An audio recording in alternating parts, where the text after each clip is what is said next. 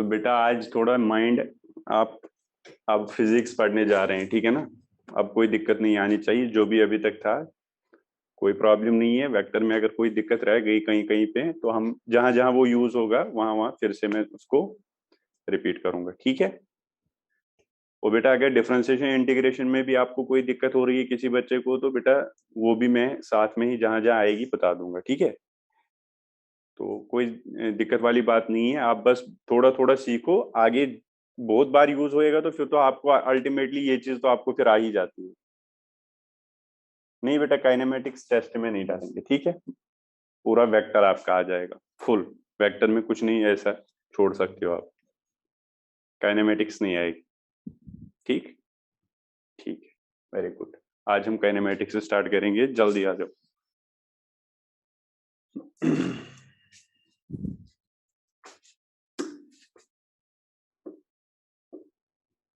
बेटा ninth class में आपने थोड़ा पढ़ा होगा।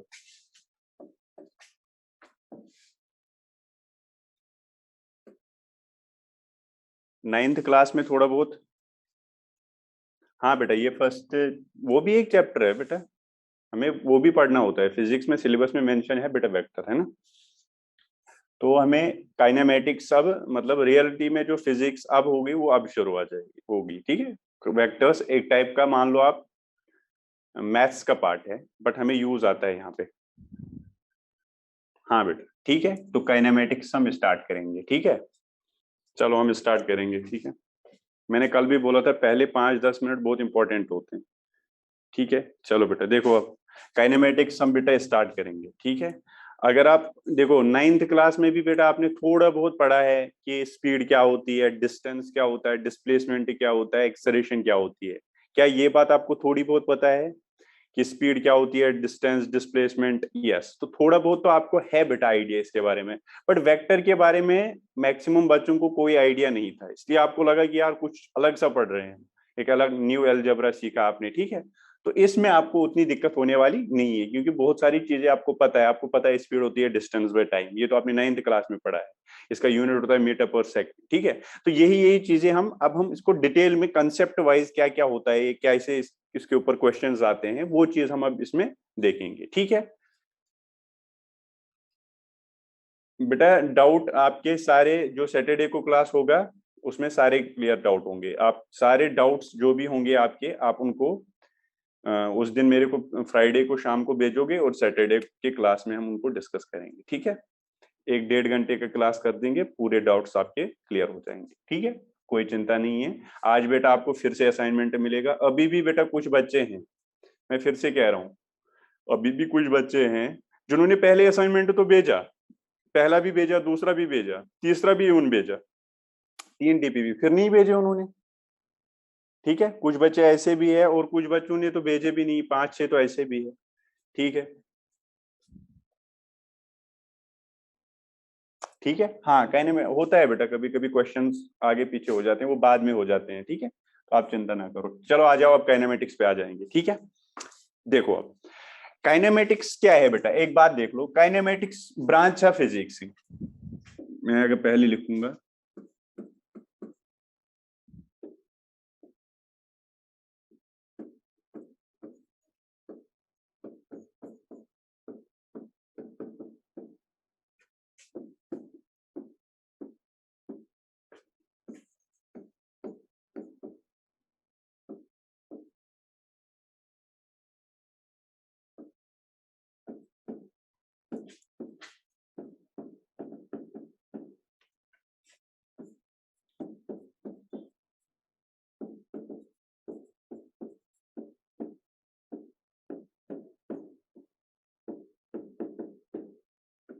ये है बेटा kinematics. What is kinematics? Kinematics is branch of physics where we study about motion.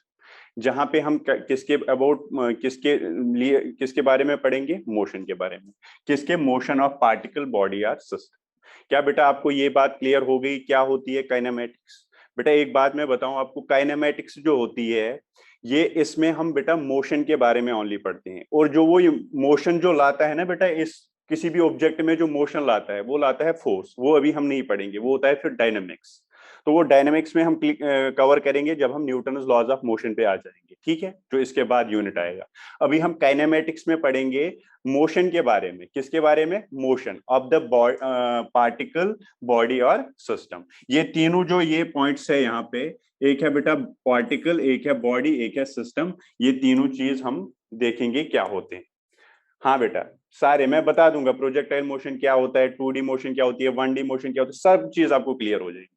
लेकिन आप धीरे धीरे बेटा, मुझे पता है कहाँ बोलना है मोशन इन 1D 2D, ठीक है, अभी बस आप ये बेटा इस पे ध्यान दे दो, ठीक है।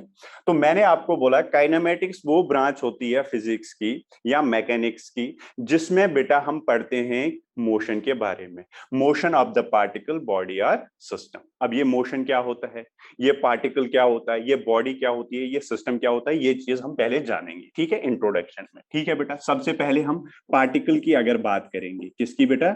पार्टिकल की। बेटा पार्टिकल क्या होता है? पार्टिकल हम बोलते हैं उस बॉडी को या उस ऑब्जेक्ट को जिसका साइज बहुत छोटा होगा, पॉइंट साइज जो अपीयर होगा किसको? ऑब्जर्वर को। ऑब्जर्वर, मान लो मैं ऑब्जर्वर हूं, मेरे लिए कोई बॉडी आई, इसका साइज बहुत छोटा है, तो मैं क्या बोलूंगा इसको? ये पार्टिकल। क्या मेरी बात क्लियर है? पार्टिकल क्या होता है बेटा? इंट्रोडक्शन है, सिंपल सिंपल बातें हैं। बहुत बार आपको ये दिखेगा particle body system, particle body system, तो वहां पे आपको कंफ्यूज नहीं होना है। अगर आपके पास पार्टिकल आएगा तो आप समझ जाना कि ये बहुत छोटा सा कोई चीज है, कोई चीज। तो मैं लिखूंगा object, object that appears, that appears, that appears point sized to the observer. जो ऑब्जर्वर को क्या दिखेगा? Point size. उसको आप क्या बोलोगे बेटा? पार्टिकल। मोशन के बारे में बेटा मैंने बोला, ये मैं बोलूंगा। आप इतना जल्दी क्यों, मतलब एक ही 5 सेकंड में पूरा सीखोगे क्या? है ना? हाँ, सब्र रखो बेटा, आराम से हो जाएगा ना, आप चिंता ना करो। सर मोशन में बोला ही नहीं आपने, आप सीधे गए पार्टिकल। पता है मुझे बेटा क्या क्या पढ़ाना है, ठीक है। तो मैंने बोला बेटा ये ब्रांच ऑफ फिजिक्स है जिसमें हम स्टडी करेंगे अबाउट मोशन। और मोशन को जो प्रोड्यूस करता है वो नहीं, प्रोड्यूस कौन करता है मोशन को? जैसे अगर बेटा यहाँ पे कोई पार्टिकल है, जैसे ये यहाँ पे ये चेयर है, ठीक है, यहाँ पे ये चेयर है, ये तो आपको दिखेगी नहीं, ये चेयर अभी रेस्ट में है। अब इसको मोशन में कैसे लाऊंगा मैं? कोई बोलेगा मुझे इसको मैं मोशन में कैसे लाऊंगा, मतलब इसको मैं कैसे मोशन में? फोर्स की वजह से। वेरी गुड बेटा, इसको मैं देखो ऐसे फोर्स अप्लाई किया तो ये किस में आ गया? मोशन में आ गए। बट वो फोर्स हम यहाँ पे काइनेमेटिक्स में बात ही नहीं करेंगे, मतलब आपके पास अभी फोर्स देखना भी नहीं है। इसमें हम स्टडी ऑफ मोशन करते हैं बट हम फोर्स को कंसिडर नहीं करेंगे। फोर्स के बगैर मोशन हम देखेंगे, मोशन हो रही है, ये कैसे हो रही है हमें नहीं पता, हमारे पास मोशन हो रही है।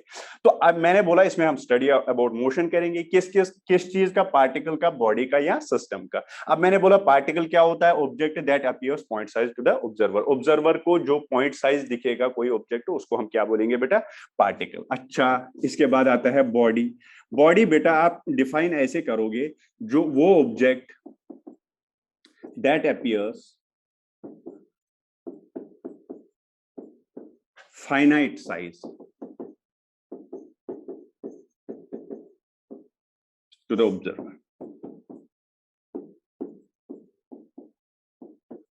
वो ऑब्जेक्ट जो फाइनाइट साइज होगा, फाइनाइट साइज मतलब बड़ा साइज, किसको दिखेगा? ऑब्जर्वर को। जैसे मैं यहाँ पे अभी देख रहा हूं, कोई चेयर देख रहा हूं, टेबल देख रहा हूं, तो ये तो बड़े बड़े साइज है, तो इसको मैं बोलूंगा दिस इज बेटा बॉडी, ठीक है बेटा। तो कभी कभी बॉडी आएगा, कभी ऑब्जेक्ट आएगा, तो आपको कंफ्यूज होने की कोई जरूरत नहीं है। बॉडी पूछेगा, पार्टिकल पूछेगा, ये फाइनाइट साइज होता है। जो बड़ा साइज होगा उसको आप क्या बोलोगे? उस ऑब्जेक्ट को बेटा बॉडी। क्या मेरी बात क्लियर है? क्या मेरी बात क्लियर है? हाँ सर क्लियर है। इसके बाद आता है बेटा सिस्टम। क्या आता है? सिस्टम। सिस्टम में लार्ज नंबर ऑफ पार्टिकल्स और बॉडी होती है। लार्ज नंबर ऑफ पार्टिकल्स और बॉडीज, जिसमें बहुत सारे बॉडीज होंगे या क्या होंगे बेटा? जिसमें लार्ज नंबर ऑफ पार्टिकल्स होंगे और बॉडीज होंगे। ऐसे आप एग्जांपल देखिए, ऐसे देखो, मान लो ये कोई सिस्टम है, यहाँ पे बहुत सारे पार्टिकल्स है या बॉडीज है, जो भी आप बोलोगे, ठीक है। तो इस पूरे चीज को कोई देखेगा यहाँ से, मान लो यहाँ पे कोई ऑब्जर्वर रखा हुआ है, ये ऑब्जर्वर है, O1 O1 इज ऑब्जर्वर, ये इनको सबको देख रहा है, इनकी मोशन को स्टडी कर रहा है। इस मोशन को अगर मैं स्टडी करूंगा, सारे मोशन को, इसको, इस वाले पोर्शन को हम क्या बोलेंगे बेटा? सिस्टम। तो सिस्टम में हम एक पार्टिकल की नहीं, बहुत सारे पार्टिकल या बहुत सारे बॉडीज को कंबाइंडली पढ़ते हैं, ठीक है। और ये आ जाएगा बेटा हमें आगे सेंटर ऑफ मास वगैरह, जब हम आगे कोई चैप्टर्स पढ़ेंगे उसमें यूज आएगा। अभी हम काइनेमेटिक्स में बॉडी और पार्टिकल पे ही रहेंगे। क्या सबको ये तीनों पॉइंट क्लियर है या नहीं? हाँ या ना लिखो। अब किसी को डाउट नहीं रहना चाहिए बेटा, एक बच्चे को भी डाउट नहीं रहना चाहिए। वो कई बच्चों ने लेट ज्वाइन किया था तो किसी को दिक्कत हुई थी, अब दिक्कत नहीं होगी। मैं आपको क्लियरिटी बता रहा हूँ, अब नहीं होगी कोई भी दिक्कत। मैंने बोला काइनेमेटिक्स, देखो मैं दो दो बार बोलूंगा, बट बेटा सबको क्लियर होना चाहिए, ठीक है। और मैं जो फिर काम दूंगा ना, वो भी आप क्लियरली मुझे भेजोगे, ठीक है। ओके, तो मैंने बोला बेटा काइनेमेटिक्स ब्रांच ऑफ फिजिक्स है जिसमें हम स्टडी करते हैं मोशन ऑफ पार्टिकल, बॉडी और system. What is particle sir? Particle वो चीज होता है जो ऑब्जर्वर को क्या दिखेगा? पॉइंट साइज, बहुत छोटा दिखेगा। बॉडी जो फाइनाइट साइज, बड़ा साइज दिखेगा, उसको हम बॉडी बोलेंगे। और सिस्टम जब बॉडीज और पार्टिकल्स बहुत सारे को कंबाइंडली आप उनकी मोशन को स्टडी करोगे, उस कंबाइंडली सब बॉडीज को हम बोलते हैं बेटा सिस्टम। जैसे आपको मैं एग्जाम्पल ऐसे भी दे दूंगा, कोई बोलेगा मेरे पास 4 पार्टिकल है, ऐसे यहाँ पे एक पार्टिकल है फर्स्ट, यहाँ सेकंड है, यहाँ थर्ड है। कोई मोशन कर रहा है, ये भी कोई मोशन कर रहा है, ये भी कोई मोशन कर रहा है। अगर ऑब्जर्वर यहाँ पे इन तीनों को कंबाइंडली देखेगा तो इसके लिए ये तीनों क्या बनेंगे? सिस्टम। क्या बनेंगे बेटा? सिस्टम। क्या मेरी बात क्लियर है? ये ऑब्जर्वर इनको देख रहा है, ये इन तीनों को देख रहा है, तो इनके लिए ये क्या बन गया? सिस्टम। ये ऑब्जर्वर इन सब 5 10 15 20 जितने भी है, इस सबको बोल रहा है, तो ये सिस्टम बनेगा। और सिस्टम को अभी हम स्टडी नहीं करेंगे, इस सिस्टम हमें आगे आएगा जब हम सेंटर ऑफ मास वगैरह पे चलेंगे। नहीं बेटा, ये वेक्टर्स के आगे आप स्टार्ट करो सीधे। वेक्टर्स के आगे जो आपने लिखा ना, जो नोटबुक आपके है उसी को कंटिन्यू करो, अलग नहीं लिखना है बेटा। वेक्टर भी अपना ही चैप्टर है, ऐसा मत समझो कि वो मैथ्स का है, ठीक है। वो फिजिक्स में भी पढ़ाया जाता है, ठीक है। चलो, तो ये चीज आपने काइनेमेटिक्स के बारे में जान ली, ठीक है सर, कोई दिक्कत नहीं है। अब आ जाओ वापस मोशन पे, ठीक है। वेक्टर्स आपने, यार रफ कॉपी में कैसे लिखा आपने? ये तो गलत बात है ना, है ना। चलो, वेक्टर्स बेटा आपको लिखने थे। चलो अब आ जाओ, आ जाओ, कोई दिक्कत नहीं है। चलो लिखना है, अब लिखो, नोटबुक पे लिखो, फिर अच्छा कॉपी बनाओ, अच्छी राइटिंग के साथ लिखना है, ठीक है, नोट्स को। ठीक है, चलो आ जाओ। अब हम रेस्ट एंड मोशन को देखेंगे।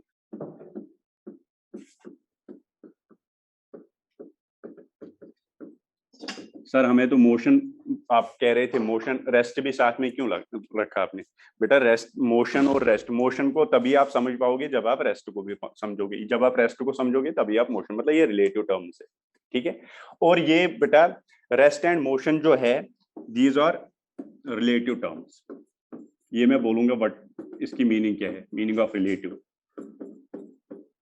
ये रिलेटिव टर्म्स है, ठीक है सर। लिखा आपने, कोई दिक्कत नहीं। मैं आपसे क्वेश्चन पूछूंगा, बहुत क्वेश्चन पूछता हूं मैं क्लास में, आपसे पूछूंगा। अब क्वेश्चन शुरू हो गए, ठीक है, आपको आंसर करना है। मान लो बेटा ये आपके पास यहाँ पे एक बस है और ये इधर मूव कर रही है, बस इज मूविंग, ठीक है, बस इज मूविंग, नो प्रॉब्लम। और बस में बेटा आप बैठे हो यहाँ पे, ठीक है, और यहाँ पे और एक है कोई, ठीक। क्या मेरी बात क्लियर है?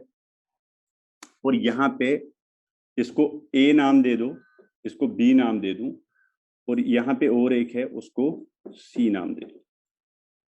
बोलो बेटा ए रेस्ट में है या मोशन में? ए रेस्ट में है या मोशन में? मैं अभी क्वेश्चन आपको पूछ रहा हूँ, मैं बोलूंगा ये सारी चीजें। अभी मैं आपकी देखूंगा आपने 9th क्लास में कितना पढ़ा। ए रेस्ट में है, मोशन में? अजय कह रहा है मोशन में, यश कह रहा है रेस्ट में। सर किस किसके रेस्पेक्ट में? Very good. किसी ने कहा सर किसके रेस्पेक्ट में, वेरी गुड, उसने सही कहा है। मैक्सिमम ने कहा, किसी ने कहा मोशन में, किसी ने कहा रेस्ट में। बेटा ये तो वैसे ही 9th क्लास में भी आपको पूछते हैं, बताओ मैं गाड़ी में बैठा हूँ, गाड़ी चल रही है, मैं रेस्ट में हूँ या मोशन में हूँ? बेटा आप बोलोगे उसको, ये आप क्वेश्चन अधूरा है अभी क्वेश्चन, आप पूरा कर लो। आप बोलो किसके रेस्पेक्ट में। ये किसके रेस्पेक्ट में मतलब ये होता है rest and motion relative terms है। हम हमेशा रेस्ट और मोशन को किसी के रिलेट में देखेंगे। जैसे मैं रेस्ट में हूं, मैं बोलूंगा मैं रेस्ट में हूं, तो मुझे ये बोलना पड़ेगा किसके रेस्पेक्ट में रेस्ट में हूं। मैं ग्राउंड के रेस्पेक्ट में रेस्ट में हूं, मैं बोर्ड के रेस्पेक्ट में रेस्ट में हूं, मैं इस बॉल के रेस्पेक्ट में रेस्पेक्ट। तो जिसके रेस्पेक्ट में आप रेस्ट में हो आपको बोलना पड़ेगा। ठीक है बेटा, वेरी गुड गुड बेटा, सबको हाँ समझ आ गया। तो आप ये बोलोगे ए रेस्ट में है या मोशन में। आपको आप बोलोगे सर आपने क्वेश्चन पूरा नहीं किया, क्वेश्चन पूरा करो। अब मैं आपको बोलूंगा बेटा बताओ ए रेस्ट में है या मोशन में है विद रेस्पेक्ट टू सी। मान लो ये ऑब्जर्वर है, सी के रेस्पेक्ट में ये रेस्ट में है या मोशन में। Motion motion motion. अब सबका आंसर सही आया बिकॉज क्वेश्चन अब सही हो गया। मैंने आपको बोला सी के रेस्ट में, तो आपने लिखा A is in motion, A is in motion with respect to किसके, सी के रेस्पेक्ट। सिंपल सी बात, सी को सीधे दिखेगा ए जा रहा है। ठीक है, तो A is in motion with respect to C. बेटा इसको मैथमेटिकली हम देखेंगे ये कैसे हो रहा है, अभी तो बस हम ऐसे ही हवा में 9th वाला कर रहे हैं। ठीक है, चलो ठीक। अच्छा, ये तो ए है। अब अगर मैं बोलूंगा बताओ बेटा बी सी के रेस्पेक्ट में क्या है, आप बोलोगे B is in motion, B भी मोशन में है विद रेस्पेक्ट टू किसके, सी के। कोई दिक्कत नहीं, आपने सी को ऑब्जर्वर बनाया और सी बाहर है तो दोनों इसको लगेंगे मोशन में है, कोई प्रॉब्लम नहीं है। अच्छा बेटा अगर मैं आपको बोलूंगा अब इसको ऑब्जर्वर बनाऊंगा मैं बी को, मैं बोलूंगा मोशन ऑफ ए बोलो विद रेस्पेक्ट टू बी। अब ये देखो ये बस में ऐसे बैठे हैं, एक इधर है एक इधर है, ये यहाँ पे ये यहाँ पे, इसको क्या लगेगा ये आगे, वेरी गुड रेस्ट में। तो अकॉर्डिंग टू सो मैं बोलूंगा A is in motion, sorry A is at rest with respect to किसके, बी के। Similarly B is at rest with respect to A, ये भी आप लिख सकते हो। तो आपको ये समझ आया ए मोशन में भी है ए रेस्ट में भी है कि नहीं है। डिपेंड किस पे कर रहा है, ऑब्जर्वर पे। किस पे डिपेंड कर रहा है, observer. That is why it is called a relative term. जब भी आपको रेस्ट एंड मोशन बताना होगा, कोई बॉडी रेस्ट में है या कोई बॉडी मोशन में है, तो आपको बेटा ये बात कंफर्म करनी होगी कि किसके रेस्पेक्ट में। सर किसके रेस्पेक्ट में, तब तक हम नहीं बोल सकते। जैसे अभी आप क्या हो, रेस्ट में हो मोशन में, आप किस में हो बेटा अभी। बेटा आप अभी सब बैठे हो ना घर पे, सब रेस्ट में, कोई ऐसे ऐसे तो नहीं है घूम घूम के ऐसे ऐसे, ऐसे तो नहीं पढ़ रहा होगा कोई, सब तो रेस्ट में ही हो, सारे रेस्ट में है। आपको पहले कंफ्यूज हुआ हम रेस्ट में है क्या, हाँ रेस्ट में ही है ना। तो रेस्ट में ही हो बेटा आप, है ना। बट अगर मैं किसी को मून पे बैठाऊंगा उसके रेस्पेक्ट में आप किस में हो, मोशन में, क्योंकि मोशन कर रही है अर्थ, अर्थ तो रुकी नहीं है, तो उसके रेस्पेक्ट मतलब आप भी अभी रेस्ट में नहीं हो, है ना। तो अगर मैं ऑब्जर्वर चेंज करूंगा, मैं ऑब्जर्वर को कहां पे बिठाऊं, मून पे, तो उसको भी लगेगा यार आप किस में हो, मोशन में हो। तो ये बात आपको क्लियर हो गई, कोई बॉडी रेस्ट में है कोई बॉडी मोशन में है, इट डिपेंड्स ऑन ऑब्जर्वर कहां पे है। मतलब इट इज रिलेटिव टर्म, ये हमेशा किसी के रिलेटिव में बोलेगा, उसके रिलेटिव में रेस्ट में हूं, उसके रिलेटिव में मैं मोशन में हूं। जैसे ये एग्जांपल सबसे फिट बैठती है। ठीक है, ये लिखा आपने बेटा,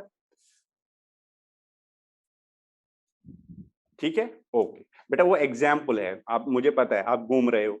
अब देखो कहाँ घुसा दिया इस क्वेश्चन को आपने, है ना, समझाने के लिए। ठीक है, वो मुझे पता है आप घूम रहे हो। ठीक है, घूमना भी एक मोशन होती है बेटा, रोटेशन, आगे समझ आ जाएगा।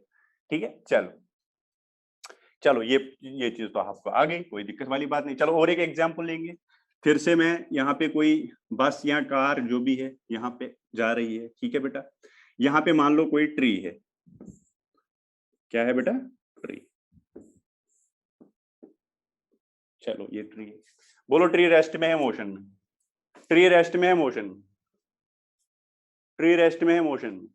अरे बोलो यार, ऐसे कैसे बोलो सर, आपका क्वेश्चन अधूरा है। रेस्ट में कैसे बोल सकती हो आप, फिर से आप वही कर, हाँ बेटा आप बोलो सर ऑब्जर्वर बताओ क्वेश्चन अपना।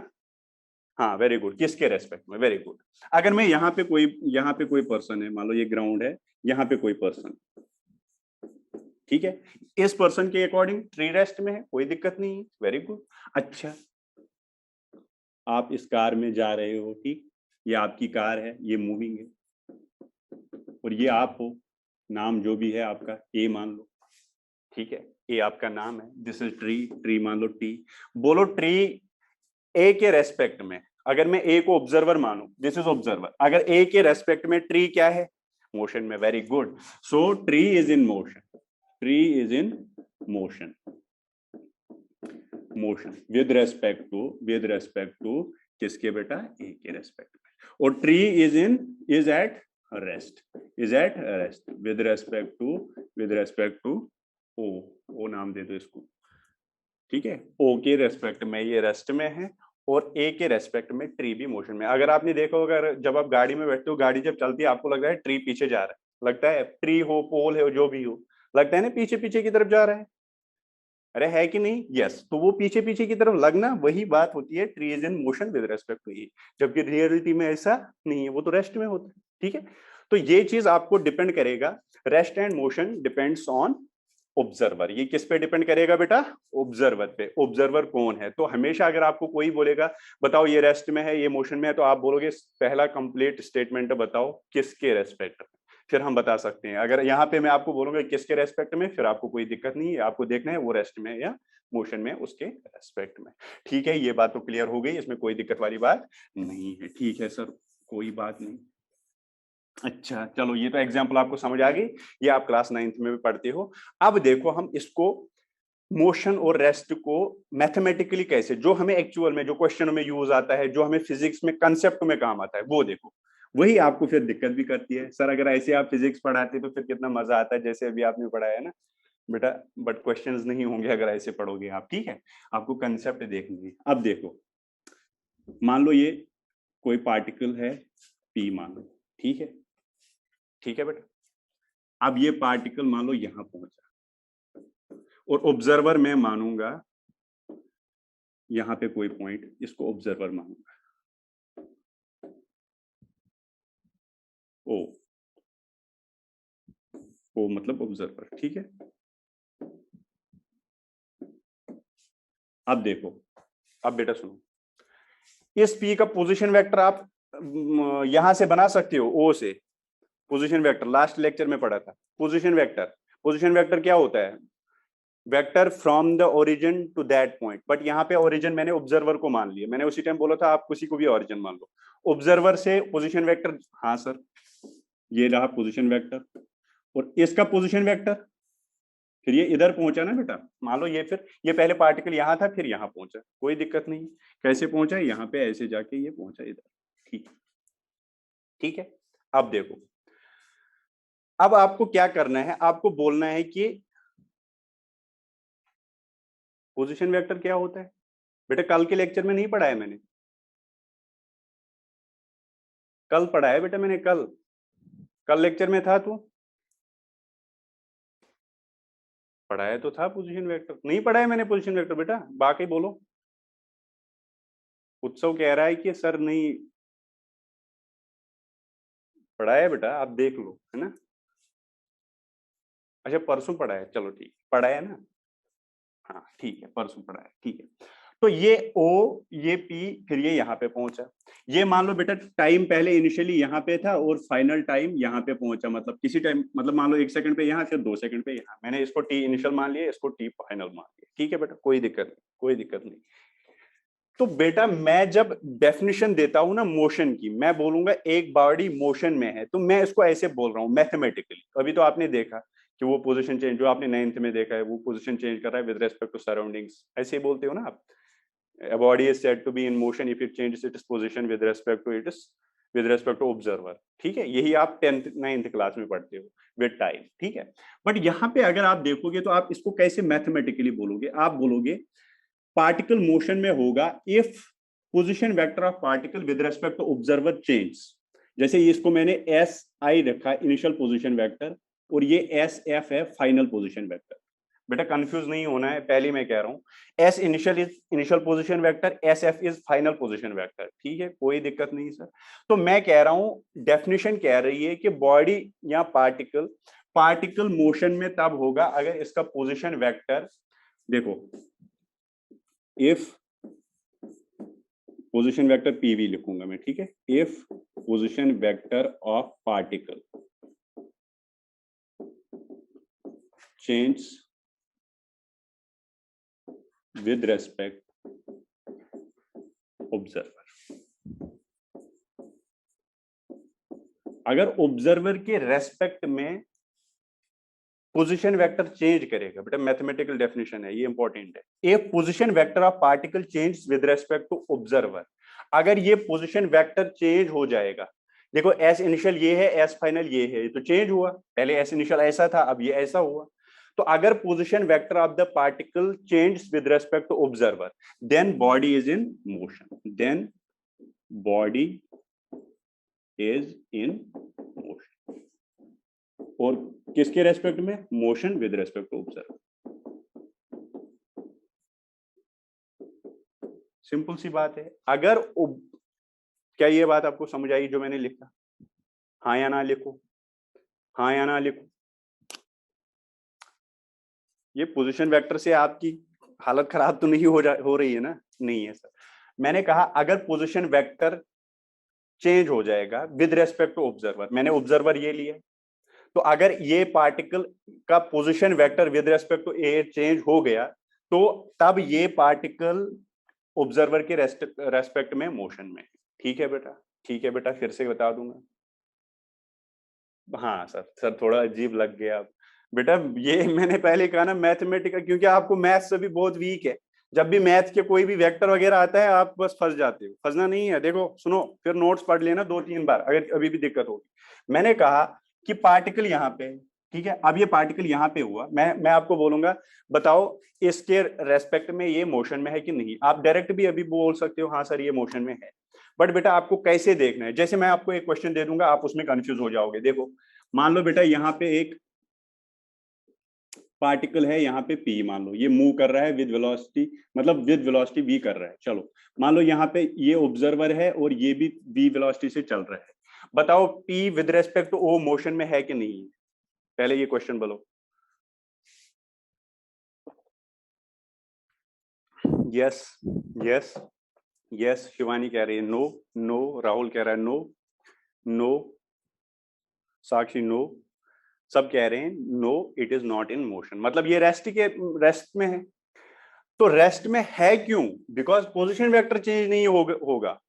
अगर पोजीशन वेक्टर चेंज नहीं होगा इसका विद रेस्पेक्ट टू दिस, तब तो ये किस में है बेटा? रेस्ट में है। अगर position vector, if position vector of particle changes with respect to observer, then body, sorry then body और पार्टिकल लिखना था, देन बॉडी, यहाँ पे पार्टिकल लिखना, ठीक है, देन पार्टिकल, क्योंकि मैंने ऊपर पार्टिकल लिखा, यहाँ पे मैंने पार्टिकल लिखा, then particle is in motion with respect to observer.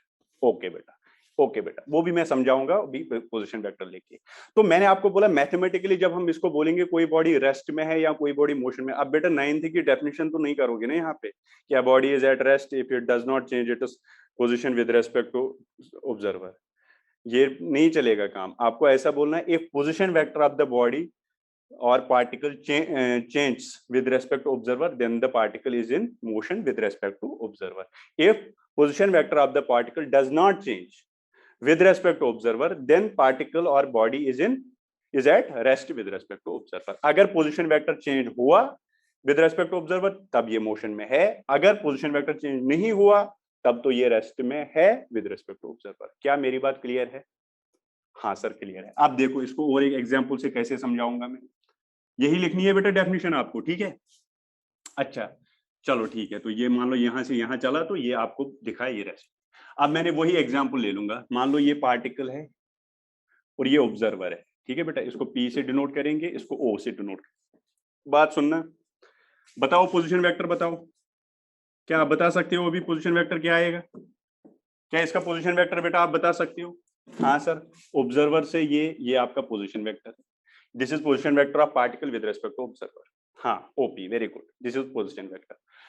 अच्छा बेटा अब क्या है, दोनों की मोशन सेम है, मतलब दोनों सेम स्पीड से चलेंगे, मान लो दोनों सेम स्पीड से चलेंगे और ये किसी टाइम के बाद, ये मान लो ऐसे चला, ये यहां पर पहुंचा, ठीक है, और ये पहुंचा यहां पे, दोनों सेम बेटा जिस स्पीड से ये चलेगा उसी स्पीड से, मतलब दोनों की वेलोसिटी सेम है, ऐसे चल रहे हैं दो। तो किसी टाइम के बाद बेटा ये यहां पे पहुंच गए, ये यहां पे पार्टिकल पहुंचा, और ये यहाँ पे ऑब्जर्वर पहुंचा, ठीक है। अब फिर से पोजीशन वेक्टर बताओ इनका, पोजीशन वेक्टर फिर से बेटा यही होगा, और मुझे लग रहा है पोजीशन वेक्टर अगर ये एस इनिशियल है और ये एस फाइनल है, क्या ये चेंज हुआ? S initial is equal to S final, initial position vector final position vector के बराबर है। तो बॉडी किस में है? बॉडी रेस्ट में है या मोशन में? So particle, so this particle is at rest with respect to observer. So P is at rest with respect to observer. O. क्योंकि टाइम के साथ साथ इसने चेंज नहीं किया, position vector remains same with time. Time तो जरूरी होता है बेटा, टाइम के साथ साथ ही तो ये आगे बढ़े, ठीक है।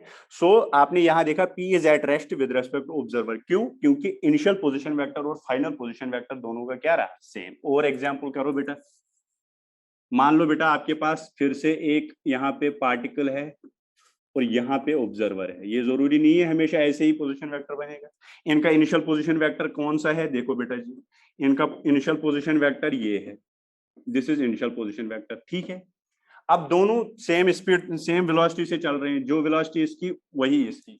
कुछ टाइम के बाद बेटा ये P इधर पहुंच जाएगा और ये इधर पहुंच जाएगा। क्या मेरी बात क्लियर है? अच्छा, जितनी ये आगे पहुंचेगा उतना ही ये भी आगे पहुंचेगा।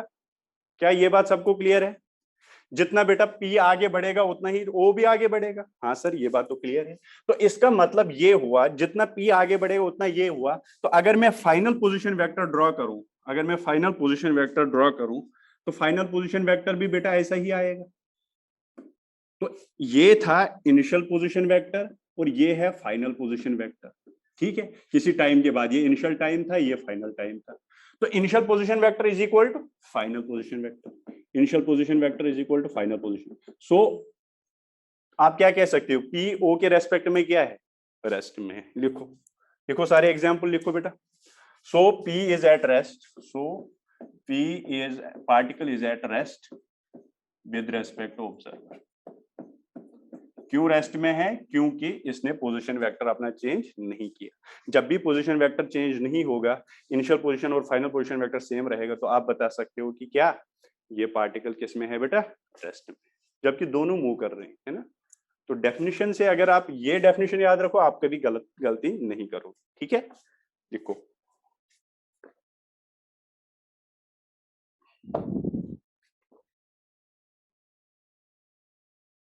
ठीक है बेटा। ब्लर बीच बीच में कभी हो जाता है, तो फिर लास्ट में आपको अगर कहीं विजिबल नहीं है तो लास्ट में बेटा आपको फिर PDF भी मिलेगी, ठीक है। ये सारे एग्जाम्पल्स लिखो, ये एग्जाम्पल ली मैंने, ये और एक एग्जाम्पल है, ठीक है। With respect to observer with time,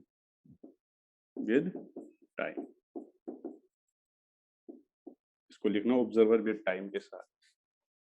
और फिर आप रेस्ट में भी लिख सकते हो, if position vector of particle does not change. Rest की डेफिनेशन भी लिख लेना साथ में ही, if position vector of particle does not change with respect to observer with time, then body is at rest with respect to observer. लिख सकते हो, या मैं लिखूंगा यहाँ पे? रेस्ट की भी लिखोगे बेटा डेफिनेशन। तो आपको ये बात क्लियर हो गई कि rest and motion both are relative terms. कभी भी आप बोलोगे कोई बॉडी रेस्ट में है, तो आप हमेशा बोलोगे किसके रेस्पेक्ट में, ठीक है। चलो बेटा, वेरी गुड।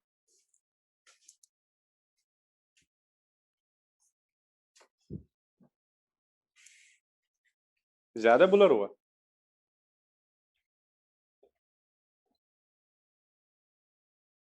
बेटा आपके किसी के बुलर नहीं आ रहा है, आपके साइड में नेट थोड़ा वीक है। आपने जियो फाइबर नहीं लगाया, या फाइबर जो भी होगा किसी दूसरी कंपनी का?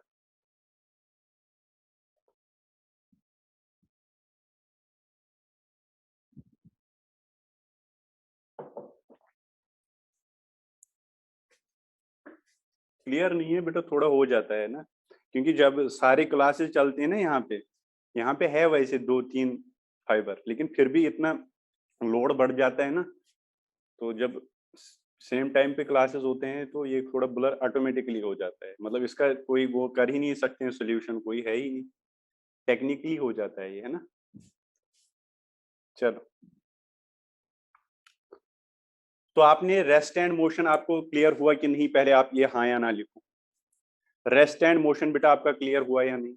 दोनों क्या है बेटा? Relative terms. बेटा अगर अगर अब आपको कोई भी पूछेगा रेस्ट एंड मोशन की डेफिनेशन, आप वो नहीं बोलोगे 9th वाली कि body is at rest if it does not change its position with respect to observer, ठीक है? वो वाली डेफिनेशन नहीं। अब आप सीधे बोलोगे if position vector of the particle with respect to observer remains same then it is at rest, if position vector change then it is at motion with respect to observer. क्योंकि किसी के, मैं तो ऐसा ऐसा तो हो ही नहीं सकता था, मैं ऑब्जर्वर, अगर मैं ऑब्जर्वर नहीं देता तो आप बोलोगे सर ये तो इनकम्प्लीट इंफॉर्मेशन है, इसलिए वो डेफिनेटली ऑब्जर्वर देगा।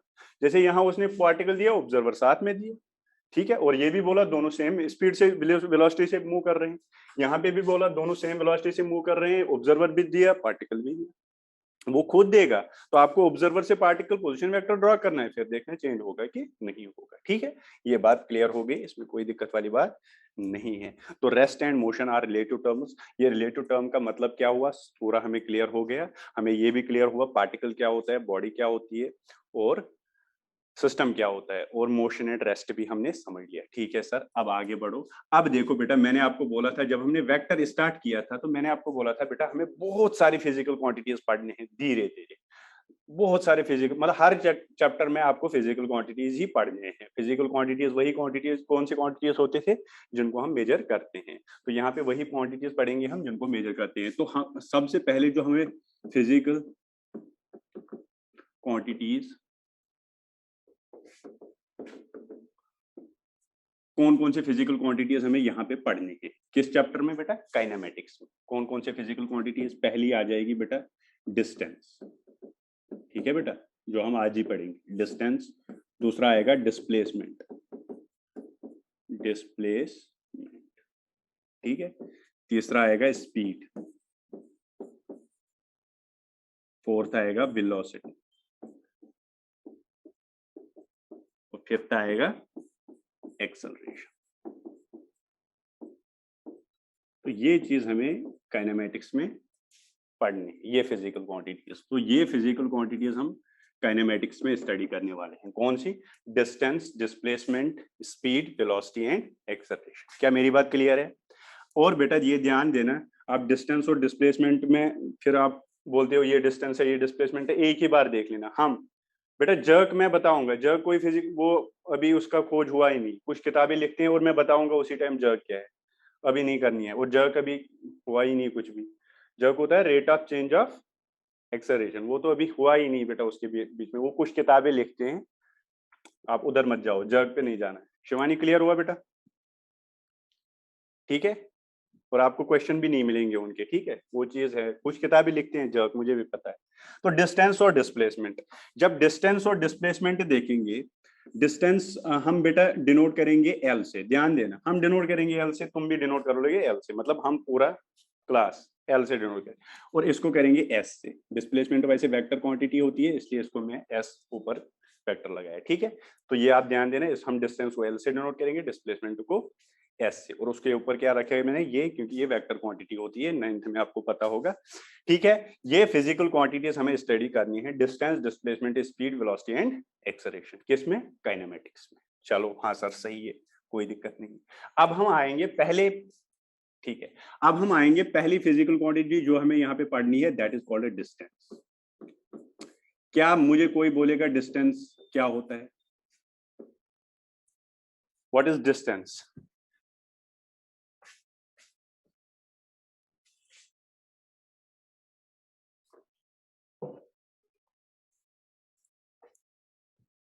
बेटा स्पीड पे क्यों गए हो?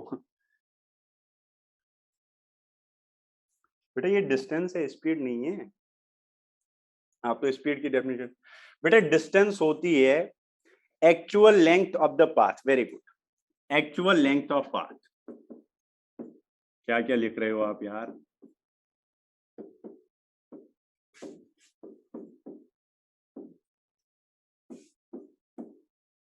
ट्रेवल्ड बाय द बॉडी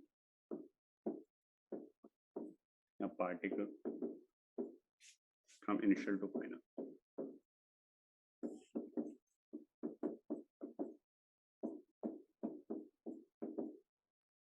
ये होती है बेटा,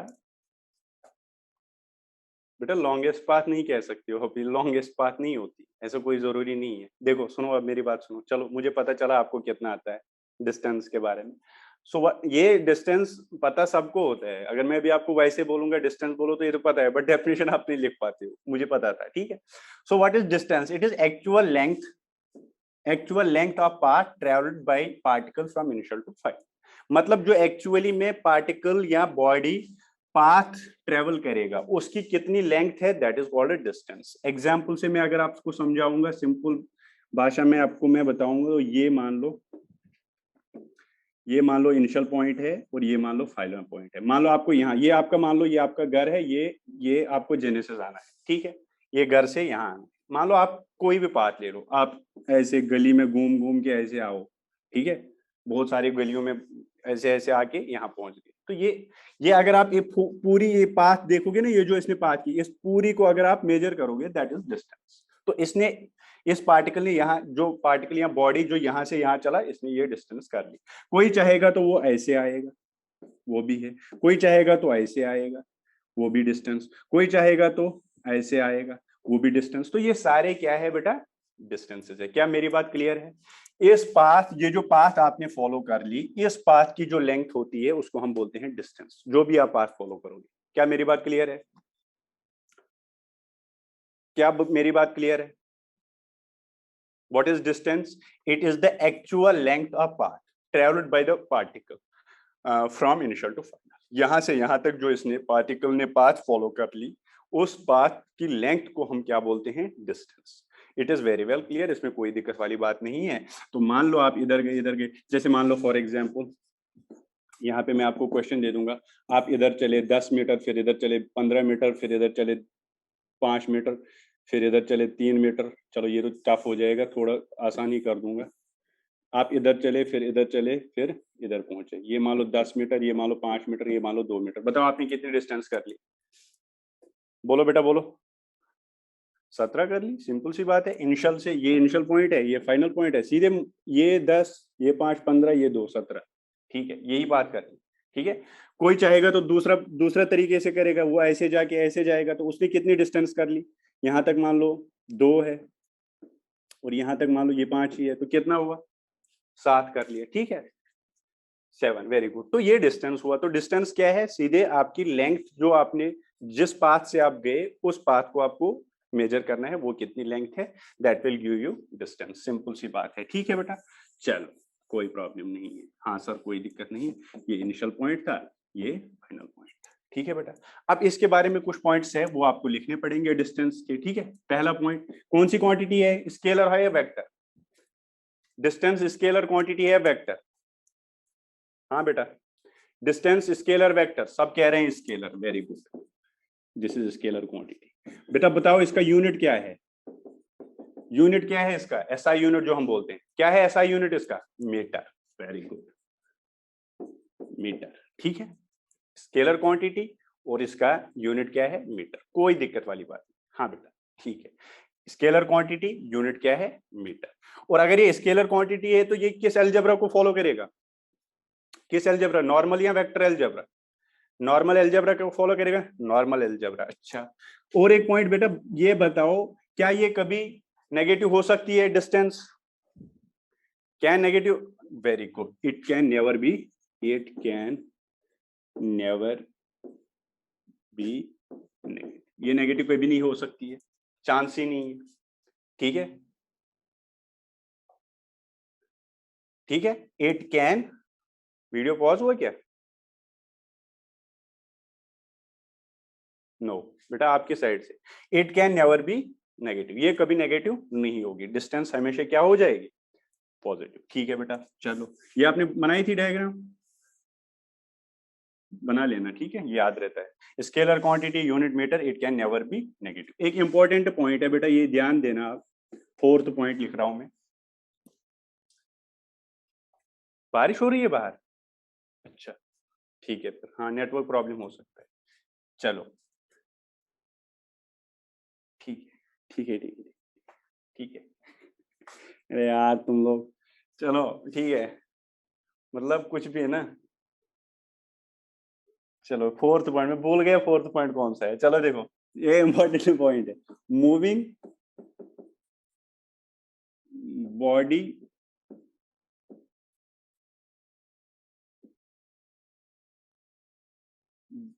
आगे लिखना है यहाँ पे, distance for moving body always लिखना बेटा, ये इंपॉर्टेंट पॉइंट है, सुनो। Distance for moving body always increases with time, increases with time. ये क्या बात हुई? मतलब ये हुआ कि अगर कोई बॉडी मूव कर रही है ना, उसकी डिस्टेंस हमेशा बढ़ेगी टाइम के साथ, वो कभी कम नहीं होगी। जैसे देखो मैं अभी इधर जा रहा हूं, फिर वापस आया, फिर वापस गया, फिर वापस आया, तो टाइम के साथ साथ मेरी डिस्टेंस क्या हो रही है बेटा? वो प्रॉब्लम है आपके साइड से, कुछ नेटवर्क प्रॉब्लम में होगी, तो आपको फिर लास्ट में मिलेगा इसकी पीडीएफ, और वैसे वीडियो लेक्चर भी मिल ही रहा है, ठीक है। तो मैं क्या कह रहा हूं, डिस्टेंस फॉर मूविंग, ये दिख रहा है ना आपको बेटा, ये दिख रहा है आपको? नो, चलो दिख रहा बेटा, आपके साइड से प्रॉब्लम होगी, ये क्लियर है। Distance for moving body always increases with time, yes visible है, ठीक है बेटा विजिबल। चलो, distance for moving body always increases with time, क्या ये बात सबको क्लियर हुआ? मैंने आपको ये बोला कि जो डिस्टेंस होती है बेटा, ये हमेशा इंक्रीज कर रही है with time for moving body. जो बॉडी मूव कर रही है उसकी डिस्टेंस हमेशा बढ़ेगी, वो कभी कम नहीं होगी, वो कभी कम नहीं होगी। सर क्लियर हुआ? चार के चार पॉइंट क्लियर हुए, ठीक है। अब ग्राफ में बनाऊंगा, आपसे पूछूंगा, आप मुझे आंसर करो, बोलोगे, ठीक है। ग्राफ बनाऊंगा मैं अब इसके डिस्टेंस के, ठीक है। ये डिस्टेंस इतना ही है, क्या है, एक्चुअल पाथ। डिस्टेंस और डिस्प्लेसमेंट मिला के फिर हम क्वेश्चंस करेंगे। डिस्टेंस मैंने बोला actual path, actual length of the path, जो भी आप पाथ करोगे उसकी लेंथ निकालो, जो भी वो डिस्टेंस मेजर करोगे, लेंथ निकालोगे, वो आपकी डिस्टेंस होगी। यूनिट मीटर है, स्केलर क्वांटिटी है, नॉर्मल अलजेब्रा फॉलो करती है, कभी नेगेटिव हो ही नहीं सकती, और जब ये चल रही है तो हमेशा बढ़ती है विद टाइम, ये कभी डिक्रीज नहीं होना। फोर्थ पॉइंट, ठीक है। अब मैं कुछ ग्राफ्स आपको देखूंगा डिस्टेंस के, तो आपको इन ग्राफों को बोलना है कौन सा सही है कौन सा गलत है। पहला ग्राफ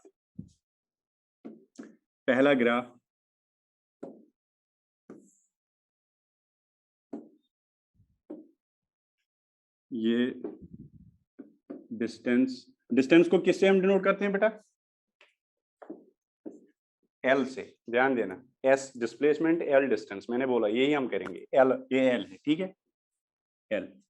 अब बेटा मान लो पहला आपका ग्राफ ऐसा है, बोलो ये पॉसिबल है? Is this graph possible?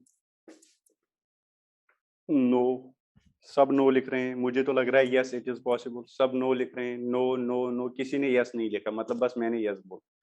तो वेरी गुड बेटा, ये नो है। अब मुझे बोलो क्यों? Because time can never be negative, it is not possible because time can't be negative. इसमें बेटा हमने टाइम क्या लिया?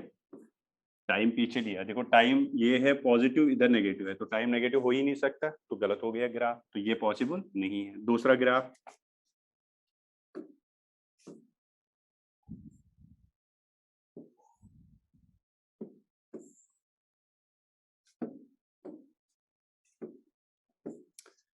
ठीक है, बोलो इज दिस पॉसिबल? ये वही है टी और ये एल, बोलो पॉसिबल है बेटा? नो नो नो नो, सब नो लिख रहे हैं। क्यों बेटा नो? अब क्यों? It is not possible because distance can't be negative. देखो यहाँ पे डिस्टेंस, ये एल है, एल नीचे लिया, तो डिस्टेंस कभी नेगेटिव हो ही नहीं सकती, तो this graph is not possible. Why it is not possible? Because distance can't be negative, distance can't be. क्या मेरी बात क्लियर है? दोनों ग्राफ क्लियर है, वेरी गुड। तीसरा ग्राफ बनाएंगे डिस्टेंस का, डिस्टेंस टाइम ग्राफ बनाऊंगा मैं तीसरा। चलो इनको थोड़ा छोटा करके इधर रखते हैं, ठीक है। अब आ जाओ, और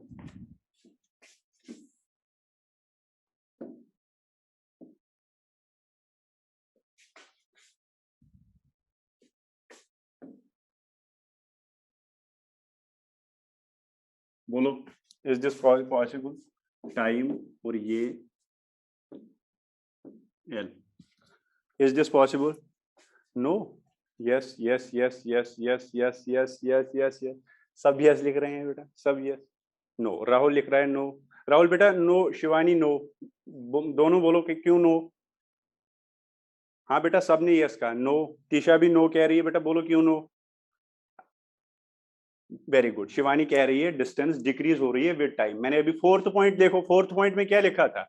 for moving body distance always increases with time. देखो यहाँ पे तो डिस्टेंस डिक्रीज हो रही है, अगर आप इस पॉइंट से देखोगे बेटा, इस पॉइंट से यहां तक अगर आप देखोगे तो ये तो डिक्रीज हो रही है डिस्टेंस विद टाइम। टाइम बढ़ रहा है बट डिस्टेंस कम हो रही है।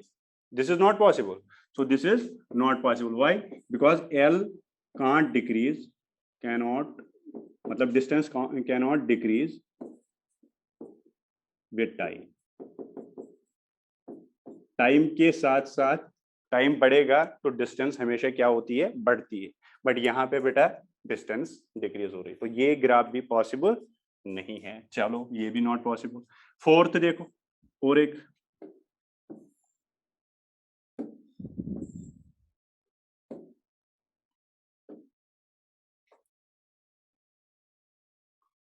बोलो, is this possible? Yes yes yes yes, सही है बेटा। इसमें देखो ना टाइम नेगेटिव है ना डिस्टेंस नेगेटिव है, और डिस्टेंस बढ़ रही है विद रिस्पेक्ट टू टाइम, तो सारे पॉइंट्स इसने फॉलो कर लिए, तो this is possible, this is possible. तो ये वाला ग्राफ, इसमें कोई दिक्कत नहीं है, क्योंकि ये देखो एक तो डिस्टेंस बढ़ रही है विद टाइम, है ना बेटा? डिस्टेंस क्या हो रही है? डिस्टेंस इंक्रीजेस विद टाइम, और ना टाइम नेगेटिव आया ना डिस्टेंस नेगेटिव आएगी, वो पॉसिबल नहीं है। So this graph is possible. अच्छा और एक बताओ, और एक बताओ।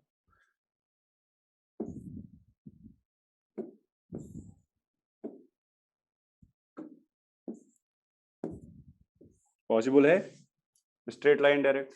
हाँ क्यों नहीं है possible? This is possible.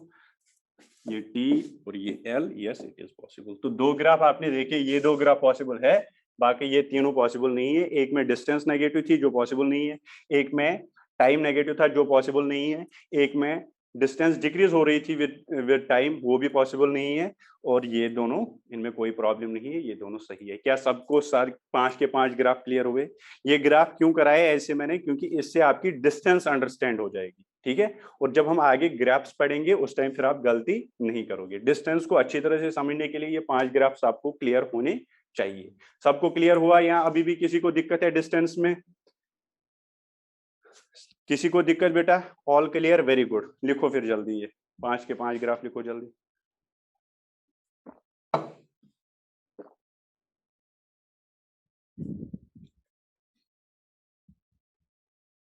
Very good, आज तो बड़ा अच्छा रिस्पॉन्स आ रहा है, यही बात है बेटा, वेरी गुड।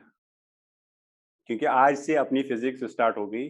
बड़ा इंटरेस्टिंग सब्जेक्ट है बेटा फिजिक्स, है ना? जब आप ऑफलाइन में आ जाओगे ना, इतना आपको इंटरेस्ट आएगा ना, आप कहोगे सर फिजिक्स ही पढ़ाओ बस तीनों लेक्चरों में, है ना? इतना इंटरेस्टिंग बनाता हूँ मैं, और वैसे भी मतलब इंटरेस्टिंग है भी। इसमें बड़ा मजा आता है जब क्वेश्चंस, जब आपको इसके कंसेप्ट क्लियर हो जाते हैं ना, मतलब ये बेसिक बेसिक चीज इसमें लगते हैं। पिछले साल भी जब मैंने पढ़ा है ना, पहले बच्चे बहुत, और ऑफलाइन था उस टाइम, हमने एक बैच बहुत लेट स्टार्ट किया था, तो ऑफलाइन जब बच्चे आए थे उन्होंने एक बार पढ़ा था, फिर भी उनकी ऐसी हालत थी पहले पहले, जब हमने ऑफलाइन वो बैच स्टार्ट किया था। फिर जब वो आ गए एनएलएम तक, ओहो फिर वो दौड़ने लगे, वो आज दौड़ते हैं खतरनाक। +2 में अभी वो, है ना? बढ़िया है, मतलब आप भी करोगे, इसमें कोई दिक्कत वाली बात नहीं है। ऑनलाइन तो बहुत हालत खराब होती है बच्चों की, बट आप बहुत अच्छा कर रहे हो बेटा। आप मॉड्यूल भी कर रहे हो, असाइनमेंट भी कर रहे हो, डीपीपीज कर रहे हो, आप बढ़िया हो, है ना बेटा? वो आएगा ऑर्डर, बट खुलेगा जल्दी, क्योंकि आपको पता ही है केसेस डिक्लाइन हो गए बहुत सारे, अब केसेस बहुत कम आ रहे हैं, वैक्सीन भी बहुत सारों को लग गया, अब जल्दी खुलने वाला है ना, जल्दी, मतलब हमारी भी उम्मीद है जल्दी ही खुले, मतलब कोशिश करेंगे जितना जल्दी हो जाए उतना ही बेटर होगा आपके लिए भी, ठीक है ना? तो आप बस इन आज जो पढ़ा ना बेटा, इसको 2-3 बार आप रिवाइज कर लेना, ठीक है? क्योंकि ये छोटे छोटी चीज होते हैं, फिर अगर आप पीछे छोटे छोटे चीज बोलोगे ना तो फिर आगे दिक्कत हो जाती है। तो अब कोई दिक्कत नहीं होनी चाहिए, और मैं आपको बोल रहा हूँ जो बेसिक मैथ्स में वेक्टर जिन्होंने लेट ज्वाइन किया है, उनको वीडियो से समझ नहीं आया उतना, तो बेटा वो उनके लिए भी यहाँ पे मैं कोई दिक्कत रखूंगा ही नहीं। मैं सारी चीज क्लियर करूंगा साथ साथ, ठीक है। हाँ, आपको कोई दिक्कत नहीं आने वाली है, तो आप पढ़ाई करते रहो। और आपको बेटा असाइनमेंट जो है, देखो पिछला असाइनमेंट जो मैंने क्वेश्चन बहुत कराए थे, मैंने आपको बोला नहीं होगा क्वेश्चन तो आपको डरने की कोई जरूरत नहीं है। आप उस क्वेश्चन को बेटा रखो, सर ये नहीं हुआ। बहुत सारे बच्चे मेरे को भेजते हैं, सर ये क्वेश्चन हो गए, ये 3, 4, 8 ये नहीं हुआ। तो मैं उनको या तो उनके सोल्यूशन भेजता हूँ या उनको बोलता हूँ डिस्कशन क्लास में ये डिस्कस होगी, क्योंकि कुछ क्वेश्चन ऐसे होते हैं बेटा वो नहीं समझ पाओगे आपको जब तक उसको क्लास में डिस्कस ना करें। मैंने वो छोड़ दिए थे, वो 3 थे ना, 3 क्वेश्चन कल भी मैंने डिस्कस नहीं करे, उनको हम बेटा सैटरडे को डिस्कस करेंगे। बट अब कोई बच्चा ऐसा कह रहा है, सर हम तो थ्योरी जो आप पढ़ाते हो वो हमें कंसेप्ट पूरे क्लियर है, बट हमें क्वेश्चन नहीं होते हैं। बेटा ये क्वेश्चन सारे अगर होंगे तो फिर तो मतलब सारे डॉक्टर बनेंगे या सारे इंजीनियर, मतलब ऐसा तो होता नहीं। तो आपको मेहनत करनी है, क्वेश्चन खुद लगाने हैं, और जितने मैक्सिमम नंबर, ये प्रॉब्लम दूर तब होगी जब आप ज्यादा से ज्यादा क्वेश्चंस करोगे अटेम्प्ट, ठीक है। और आप क्वेश्चनों में कहाँ दिक्कत होती है आपको, जब बेटा क्वेश्चन में आपकी कैलकुलेशन में फंस जाते हो। कंसेप्ट तो वही लगना होता है, जैसे ए vector, B vector, C vector दे रखा है, कंसेप्ट से तो कोई दिक्कत ही नहीं, तो फिर नहीं होते हैं बेटा। वही तो मैं कह रहा हूँ ना, वो क्यों नहीं होते हैं, क्योंकि अभी प्रैक्टिस बहुत कम है, अभी शुरू किया आपने क्वेश्चंस करना।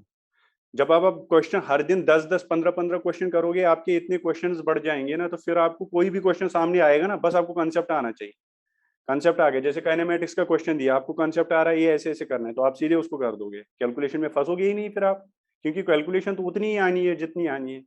वही कॉस थीटा वाला, साइन थीटा वाला, टेन थीटा, वही बेसिक मैथ्स की कैलकुलेशन, और ये डिफरेंशिएशन, इंटीग्रेशन वगैरह, ये धीरे धीरे कवर अप हो जाती है, बट आपको क्वेश्चंस करने पड़ेंगे। फिर से कह रहा हूँ, थ्योरी से काम नहीं बनेगा बेटा, एग्जाम में क्वेश्चन आते हैं, ये बस कंसेप्ट है क्वेश्चनों को करने का। और ये क्वेश्चन जिसको कोई दिक्कत होती है ना कंसेप्ट में, कोई थोड़ी बहुत प्रॉब्लम होती है, जब बेटा वो क्वेश्चन करता है ना, वो चीज भी उसको ऑटोमेटिकली कवर हो जाती है। और ऐसा नहीं है, बट ये ऐसा नहीं होता है बेटा कि चलो हम यहाँ सारे क्वेश्चन, मैं सारे क्वेश्चन भी करा सकता हूँ, मेरे को क्या 2 लेक्चर लगेंगे पूरी बुकलेट को सॉल्व करने में। बट बेटा वो इम्पोर्टेंट नहीं है, इम्पोर्टेंट ये है आप खुद करो, इसीलिए तो आपको करने के लिए हम बोल रहे हैं। वरना हमें क्या दिक्कत है, मैं पूरा करा दूंगा दोनों सारे बुकलेट ही, सैटरडे को 1.5 घंटे का क्लास लूंगा, पूरी बुकलेट ही सॉल्व कर दूंगा A to Z। बट वो इम्पोर्टेंट नहीं है, इम्पोर्टेंट है आप खुद क्वेश्चन पे देखो, दैट इज इम्पोर्टेंट, ठीक है। फिर नहीं होगा, नहीं होते हैं सारे क्वेश्चन, फिर 2-3 बार ट्राई करने के बाद नहीं होता है, तो आपको अंडरस्टैंडिंग बढ़ती है, फिर आप क्वेश्चन को ऑटोमेटिकली खुद करोगे, आपको कोई दिक्कत होने वाली नहीं है, खुद क्वेश्चन करने की करो। बेटा अभी नॉन मेडिकल की नहीं, अभी हम सेकंड एक्सरसाइज की आज मैं आपको ग्रुप में शेयर करूंगा कितने क्वेश्चंस आपको करने हैं। सेकंड एक्सरसाइज जो बेटा है इसकी मेडिकल की बहुत अच्छी लेवल की है, आपके ही लेवल की है। बहुत सारे क्वेश्चंस जो नॉन मेडिकल के बुकलेट में भी होंगे वो एक्सरसाइज सेकंड में भी होंगे। पहले एक्सरसाइज सेकंड करो, फिर आप एक्सरसाइज फर्स्ट करोगे नॉन मेडिकल बुकलेट की वेक्टर की। ओनली फर्स्ट एक्सरसाइज करोगे नॉन मेडिकल, सेकंड नहीं करनी है वेक्टर की, ठीक है। नॉन मेडिकल वाले बच्चों को मैं बोल रहा हूँ ओनली फर्स्ट एक्सरसाइज।